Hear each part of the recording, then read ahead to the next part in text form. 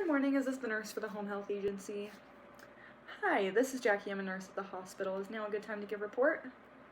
Perfect. I'm giving a report on Mr. Sherman Yoder. He goes by Red. He's a full code with no known drug allergies, and he is discharging from the hospital this afternoon. He was admitted 5 days ago with sepsis from a diabetic foot ulcer. He was recently diagnosed with diabetes within the last 6 months. He is an 80-year-old male, 72 inches tall, 240 pounds. Other medical history includes back surgery, eyeglasses to read. He's hard of hearing, has some difficulty swallowing related to an ulcer in the mouth, and currently struggles with some insomnia. He's a veteran and a widow. He owns a family farm in Edina where he lives alone currently. He does have a son and daughter-in-law that stop by to help out on the farm, but this relationship is becoming strained due to caregiver burnout. His leisure activities include a weekly meeting with VFW friends, the church, gathering eggs on the farm in the morning, spending time with grandchildren, and drinking a few beers at night.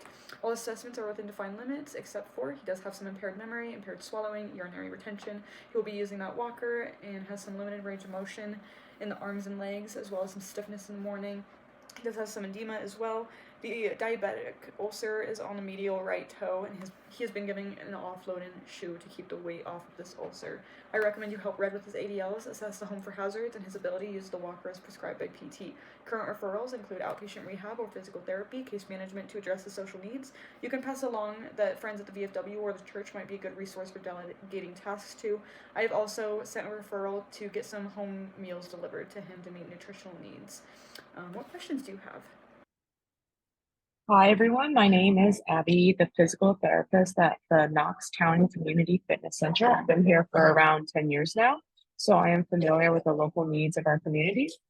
So I plan on evaluating Red after each session and writing detailed notes about his progress and exercises that he has difficulty with to report back to his healthcare team. I will provide my cell phone number at the end of each note so the members of his healthcare team can reach me whenever they need to. I will meet with Red after each session of physical therapy training, and I am assessing his foot's range of motion and sensations and any pain in his back. I also try to help him with activities that are similar to what he does on the farm to help him improve his functioning once he goes back to work. After each session, I also sit down with his family, if available, to summarize Red's progress and plans for the next visit in case there's anything they can help with him during the time between these visits. I will be working with him twice a week for 8 weeks to improve his range of motion in his right foot, in particular the medial toe, which has an ulcer. I will continue to monitor his progress on the offloading shoe as well. I am focusing on patient safety by listening attentively to Red's concerns and trying to model the exercises we perform to fit Red's specific foot injury as well as his needs on the farm. I also try to help improve quality of care for Red by maintaining active and open communication with the rest of the team. Thank you. Hi, I'm Sandra. I'm the case manager and social worker for Mr. Red.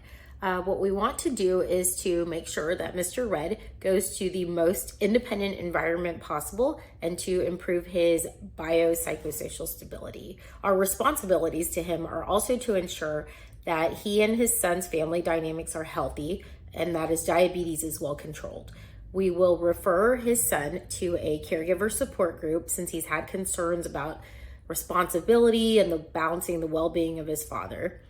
Our methods to ensure teamwork and communication are weekly updates with caretaker aides and monthly check-ins to follow up. So we need to always be available and accessible for the patient to maintain quality care within a reasonable time frame.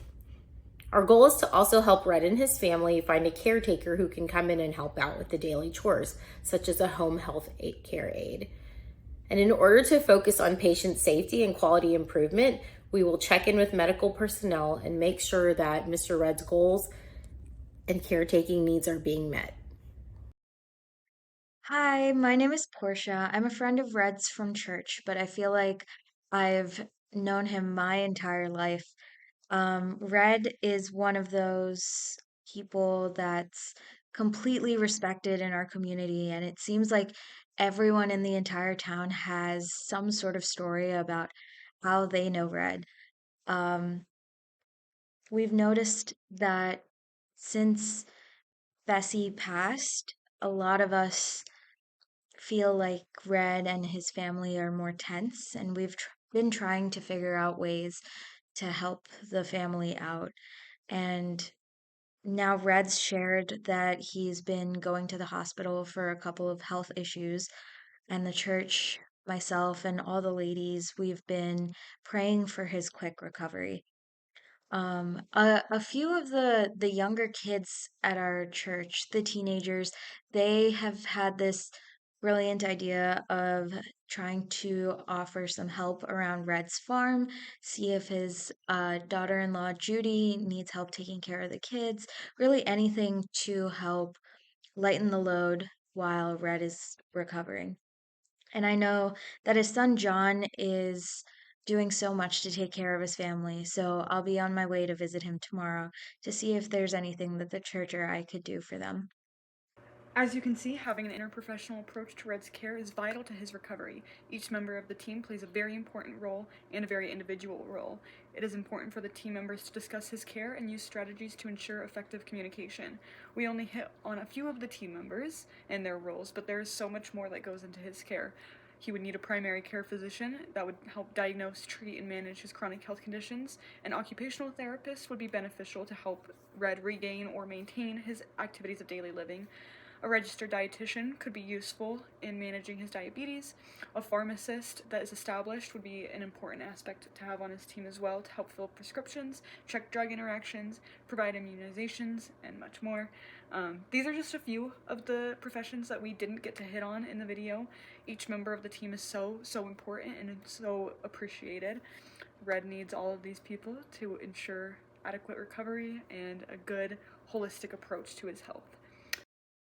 Thank you for watching a snippet of Blessings for Red, a Care-tastic Crew documentary.